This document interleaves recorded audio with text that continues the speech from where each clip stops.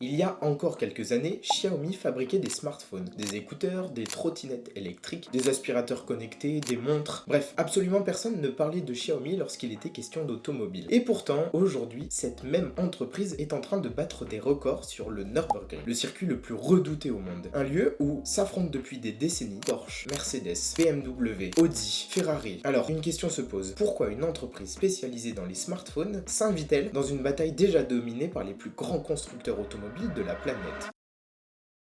Lorsque Xiaomi annonce son arrivée dans l'automobile, les réactions sont immédiates. Encore une marque chinoise, ils fabriquent déjà des smartphones, maintenant ils veulent fabriquer des voitures. Pour beaucoup, le projet semble irréaliste. Après tout, construire un smartphone et construire une voiture sont deux métiers totalement différents. Un smartphone pèse 200 grammes, une voiture pèse plus d'une tonne. Les enjeux industriels, sécuritaires et technologiques sont incomparables. Mais derrière cette annonce, Xiaomi possède déjà un avantage immense. Xiaomi maîtrise déjà parfaitement les batteries, les logiciels, les interfaces utilisateurs, les objets connectés, exactement les domaines qui deviennent aujourd'hui essentiels dans l'automobile électrique. Car la voiture moderne ressemble de plus en plus à un téléphone sur roue. En mars 2024, Xiaomi dévoile enfin sa première voiture, la SU7, et immédiatement Internet explose. Pourquoi? Parce qu'elle ne ressemble pas à une première voiture, elle ressemble à une voiture développée par un constructeur expérimenté. Mais ce qui est encore plus intéressant, c'est l'adversaire choisi par Xiaomi. Pas Ferrari, pas Lamborghini, pas Bugatti, mais Porsche. Pourquoi Porsche? Parce que Porsche représente exactement ce que Xiaomi cherche à devenir. Une marque technologique, premium, performante et crédible. Ferrari vend du rêve, Lamborghini vend de l'exclusivité, Porsche vend de la performance utilisable au quotidien. Et c'est précisément le terrain sur lequel Xiaomi veut jouer. Mais il y a une autre raison beaucoup plus stratégique. Depuis plusieurs années, la Chine est devenue le premier marché mondial de Porsche. Une part importante des ventes de la marque y est réalisée, faisant de ce pays un territoire essentiel pour son développement sur l'électrique. En lançant la SU7, Xiaomi ne cherche donc pas seulement à construire une voiture performante, elle cherche aussi à empêcher Porsche de conserver seule sa domination sur le segment premium électrique en Chine. Autrement dit, Xiaomi ne vise pas uniquement un constructeur, elle vise la référence du marché sur son propre territoire. D'ailleurs, dès la présentation de la SU7, les comparaisons avec la Porsche Taycan se multiplient. Le design, les performances, le positionnement, tout semble indiquer que Xiaomi assume pleinement cette confrontation. Mais pour devenir crédible, une belle voiture ne suffit pas. Il faut faire une preuve. Et dans l'automobile, il existe un endroit où toutes les preuves sont jugées, le Nürburgring. Le Nürburgring n'est pas un circuit comme les autres. C'est 20 km, plus de 150 virages, des changements d'altitude permanents, un tracé si difficile qu'il est surnommé l'enfer vert. Depuis des décennies, les constructeurs viennent ici pour une seule raison, prouver qu'ils sont les meilleurs.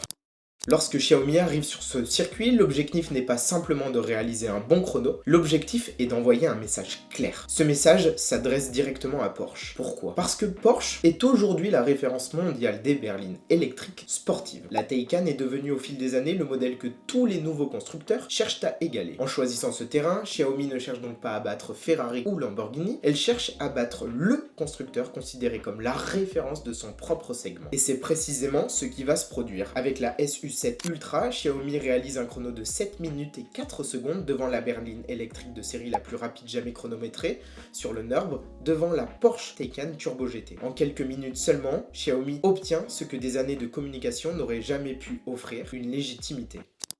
Mais alors que tout le monde pense que Xiaomi vient d'atteindre son objectif, la marque revient quelques semaines plus tard, et cette fois, elle ne cherche plus à battre seulement Porsche. Elle veut montrer jusqu'où sa technologie peut aller. Cette fois, ce n'est plus une berline, c'est un SUV, le tout nouveau Xiaomi YU7. À première vue, rien d'exceptionnel, les SUV électriques se multiplient, la concurrence est féroce, mais dès son arrivée sur le Nürburgring, le YU7 GT frappe un grand coup. Il devient le SUV électrique de série le plus rapide du circuit. Pour la plupart des constructeurs, cette performance aurait largement suffi, mais pas pour Xiaomi. Ils avaient prévu quelque chose de beaucoup plus spectaculaire. Quelques jours plus tard, le 8 juin 2026, le constructeur revient. Même circuit, même voiture, mais cette fois, il n'y a personne derrière le volant. Le YU7 s'élance seul, sans conducteur, uniquement guidé par ses capteurs, ses caméras, ses radars et son intelligence artificielle. Pendant plus de 20 km, la voiture enchaîne les virages, les freinages, les compressions, les portions les plus rapides du Nürburgring, sans aucune intervention humaine. Résultat, un tour bouclé en 10 minutes et 29 secondes. Le premier record officiel réalisé par un véhicule autonome sur le circuit. Mais la véritable exploit n'est pas réellement le chrono. Le véritable exploit, c'est le symbole. Pendant des décennies, les records du du Nürburgring récompensait la qualité d'un moteur, aujourd'hui, il commence à récompenser la qualité d'un logiciel. Et Xiaomi vient de prouver qu'elle maîtrise désormais les deux. C'est probablement là que réside la plus grande force de Xiaomi. Contrairement à Porsche, contrairement à BMW, contrairement à Mercedes, Xiaomi n'est pas née dans l'automobile. Elle est née dans la technologie. Depuis plus de 15 ans, l'entreprise développe des smartphones, des systèmes d'exploitation, des objets connectés, des montres intelligentes. Des milliers d'ingénieurs travaillent déjà sur les logiciels et sur l'intelligence artificielle, ainsi que sur les puces électroniques. Finalement, construire une voiture n'était peut-être pas un changement de métier. C'était simplement une nouvelle façon d'utiliser les compétences que Xiaomi possédait déjà. Et c'est probablement ce qui inquiète aujourd'hui toute l'industrie. Parce que demain, la bataille ne se jouera peut-être plus uniquement sur les moteurs, mais sur les logiciels.